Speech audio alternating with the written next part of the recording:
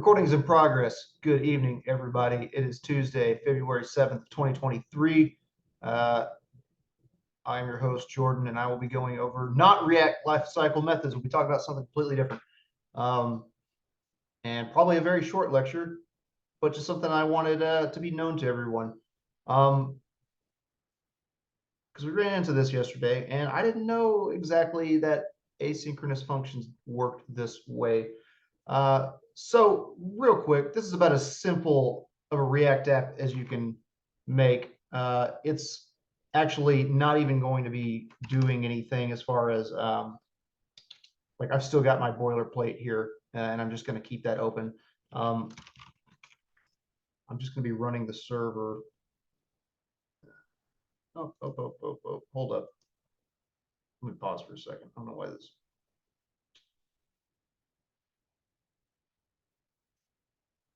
Why don't I have the option to pause this video?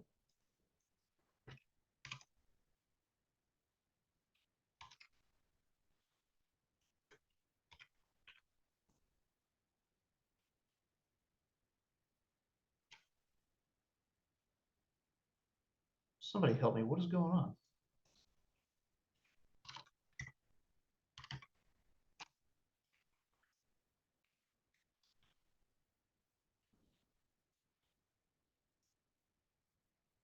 Why is that not available to me?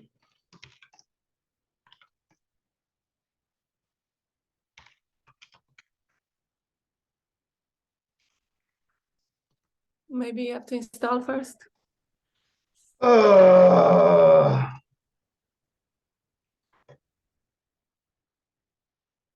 make fun of me.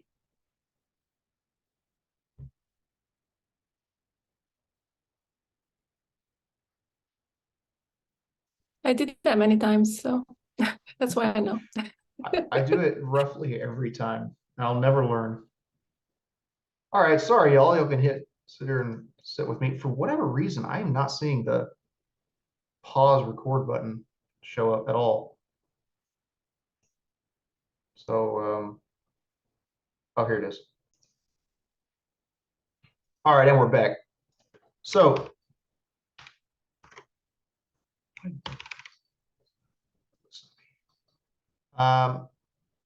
geez Louise. Okay. Woo! Very simple React app. I've literally just got app.js here, and I've got an API.js that I'm pulling in. I'm some of this may look familiar to y'all yesterday. It is just a call. Actually, this is probably not going to work until I can install Axios. Actually, or maybe it works just fine. Maybe it is working. So simple asynchronous function. It uses Axios, runs a get, sets it to response, and awaits for it. So we are creating an asynchronous function, meaning this is going to return a promise. I return response.data or nothing if, if this is not truthy. App.js. Here, I had this function here. It's going to run right now and is going to, well, actually, it's going to run because I'm doing it right here. So, interesting. So I'm going to make a call. I am basically hitting that API, API.js asynchronously, and setting the output to awaiting, for these articles, and I'm returning the output. So if I console log it, what am I going to get?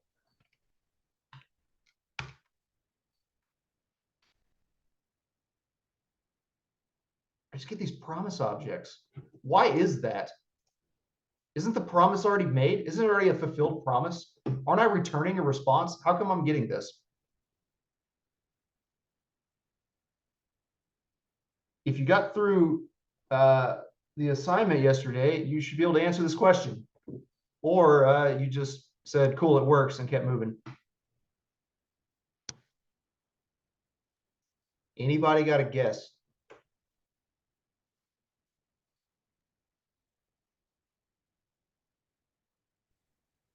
The promise object isn't data. Um, the promise object isn't data. What do you mean by that? Sorry, I should be more specific. As in, it's not JSON data. Um, no, it is. Good guess, though.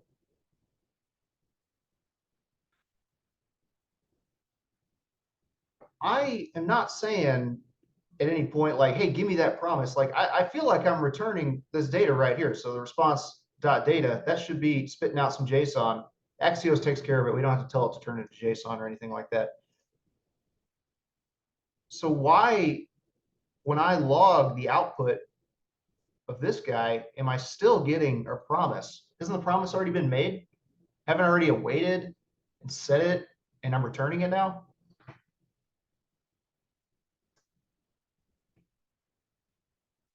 I Well, saw, you oh, go don't ahead. you Go need ahead. that then to get the value? Do I need, sorry, say again? That then, so you can actually, once the promise is fulfilled, you can get the data. Um, I don't think it'll help. I can, and it will, wait, but I think Axios doesn't necessarily need these. I will come clean and tell you what actually is going on. If you return, basically, an asynchronous function is always going to return a promise. It returns, when you create an asynchronous function, it creates a promise, does work within it, and then when you ask it, hey, can I have that? It's going to say, yeah, I promise it was fulfilled. You can't actually return useful data from an asynchronous function. You can do work within it once it's once it's received that, once it's awaited. But if you try to return anything out of your asynchronous function, you're going to get this promise object. So what a lot of you did and got around this is you would I don't have state set in here, but you would set state and do output like that, and it worked just fine, and you moved on with your lives. The reason is so this will never work, but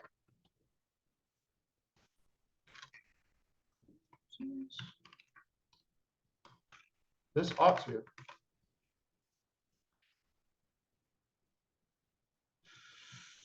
Oh,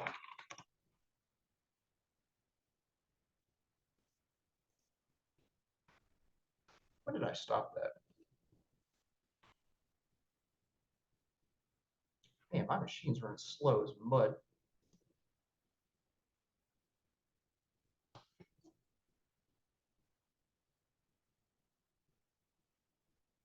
Oh my goodness. There we go. Now I can see it. So I can't console.log this output here outside of the function, because the return of an asynchronous function is always going to be a promise. You can't really do a lot with that. It's just a promise object that said, hey, I made a promise and I finished and I completed and I closed up. I went home for the day, closed up shop, and I did my job. You can't do anything with that. But once you have awaited the work that it needs to do, once the asynchronous, work has been completed, you can work with it. You can console.log it. You can set state with it. You just can't return it and expect anything. We were struggling with this for a while, and it was driving me insane.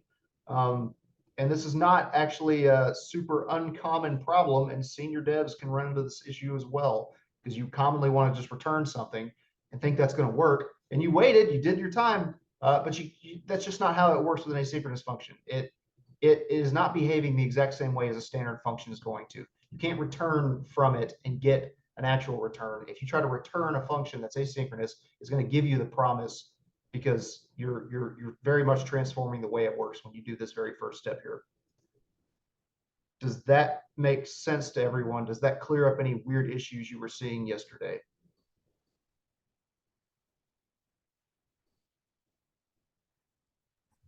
So essentially, you would want to change your state on like line 10 let's say. Exactly. Yeah, this would set state here. is where you Instead would of do that. grabbing it from load data. Exactly. Yeah, no, you would not really be able to do it like this, Which is what we were trying to do. which is kind of what you were trying to do. Yeah. And it made sense to me. I was like, yeah, that looks fine. You know, what's wrong? Shoot, I didn't realize it was running, but yeah, I mean, it looks good to me, but that was a knowledge hole of mine. And that was simply asynchronous functions don't return anything. So you got to do work within them. You can't do work once they're dead. They don't return anything useful to you, which is why it was so frustrating, because your console.logs were working within, and you try to do something with it and it wouldn't work. So that was the yeah, we got it working yesterday, and I was happy that we unblocked y'all, but I was mad because I'm like, I don't understand what's happening. This doesn't seem right. And I hate ever telling you, just do it this way, this works. Although I've probably done it a few times in this course, as y'all know, but I hate it. I'd much rather give you, solid answers. And I had to go, I actually had to bug my JavaScript buddy for this. I was like, hey, what the hell is wrong with your dumb language today? And he explained to me that's kind of how that works. And that's it. That's all I wanted to talk about with asynchronous functions, because I don't want anyone to get stuck at some point forgetting how to make things work and getting mad at your asynchronous functions for doing something other than what you want them to do or expect them to do. That's it. I think that's more useful than going over lifecycle methods again. Does anyone have any questions? I don't, but I appreciate you making it super simple to understand. Yeah. Well, that's the only way I can understand it. So that's how I teach it. I mean, I could have put a little bit more work in, made a real, nice functioning app, but I hate showing concepts and throwing too many new things in at one time, or have to keep your eye on too many things. Cool beans. So I'm going to stop sharing and well, first I'm going to stop recording.